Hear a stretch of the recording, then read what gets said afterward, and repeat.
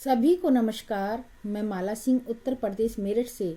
जैसा कि आप सभी जानते हैं कि मेरा कुछ चिंतन मनन रहता है और उस चिंतन मनन को मैं कुछ पंक्तियां बद्ध करती हूं और फिर अपनी ही आवाज़ में उसको गाने की कोशिश करते हुए उसको प्रस्तुत करना चाहती हूं। तो आज मेरा जो चिंतन है, मेरे दिमाग का जो चिंतन है वह है मानवता को लेकर के कि ये जीवन बहुत अमूल्य है। अगर इस जीवन में मानवीय गुण नहीं है, मानवता नहीं है, तो हमारे इस जीवन का कोई भी उद्देश्य सही मायने में हो ही नहीं सकता। तो जो मैंने लाइनें लिखी हैं मानवता को लेकर के मैं प्रस्तुत करना चाहूंगी, सुनिएगा। हम मानव हैं, हम मानवता की बात करते हैं। हम मानव हैं, हम मानवता की बात करते हैं। द्वेष भाव को त्याग कर सौहार्द की बात करते हैं। हम मानव हैं, हम मानवता की बात करते हैं। जी हाँ, यदि मानव में ईर्ष्या का भाव, जलने वाला भाव, एक दूसरे को नीचे दिखाने वाला भाव है तो वो सही मायने में मानव नहीं है, उसने चोला पहना हुआ है। और जो हमारा मनुष्य का, मानव का एक जो मानवीय गुण है वह है प्रेम। तो हमेशा एक दूसरे को प्रेम, मान, सम्मान देना चाहिए। तो वो चीज़ मैंने इसमें बात कही है इस लाइनों में। अगली बात मैंने एक तुलनात्मक बात रखते हुए घमंड भाव के बारे में बताया है कि किस तरीके से किसी भी तरीके का घमंड, चाहे वो धन दौलत, प्रॉपर्टी या किसी भी रंग रूप या किसी पद का, किसी जाति धर्म का, किसी भी तरीके का घमंड या कुछ बन जाते हैं तो वो फिर बाद में सब लोगों को भूल करके घमंड वाली भावना में जीने लगते हैं। तो वो कहीं ना कहीं जो है वो घमंड चकनाचूर हो जाता है। कैसे? विद्वान रावण देखो कैसे दानव बन गया था। विद्वान रावण देखो कैसे दानव बन गया था। घमंड भाव में आकर ही अपना सारा नाश किया था।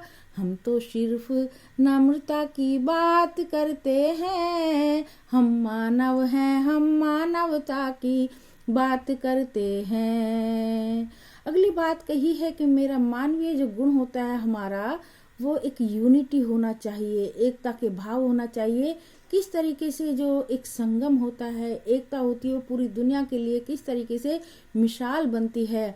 तो इसी तरीके से मैं अपने सभी भारतवासियों के, हमारे जो मानव हैं, सब एक मानव हैं, तो यदि एकता का भाव हो, जिसके अंदर भेदभाव का कोई विचार ना हो, तो यदि एकता के साथ जिंदगी व्यतीत करेंगे, समरूपता के साथ व्यतीत करेंगे, तो वास्तव में हमारा राष्ट्र भी एक दिन बहुत बड़ा राष्ट्र या विश्व गुरु बन सकता है।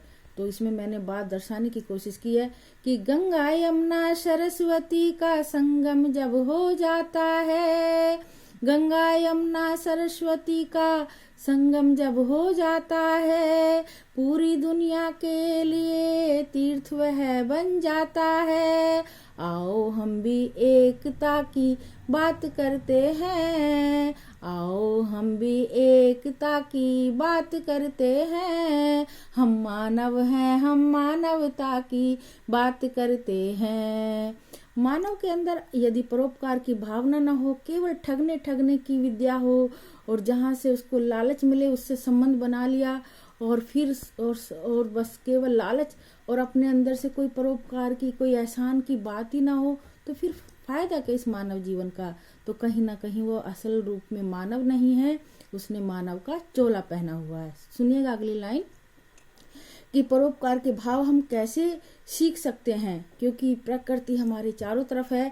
प्रकृति के सारे घटक सबको सब कुछ दे रहे। प्रकृति के सारे घटक सबको सब कुछ दे रहे।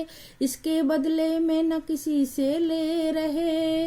इसके बदले में न वो किसी से कुछ भी ले रहे। आओ हम भी परोपकार की बात करते हैं। आओ हम भी परोपकार की बात करते हैं। हम मानव हैं, हम मानवता की बात करते हैं। द्वेष भाव को त्याग कर सौहार्द की बात करते हैं। हम मानव हैं, हम मानवता की बात करते हैं।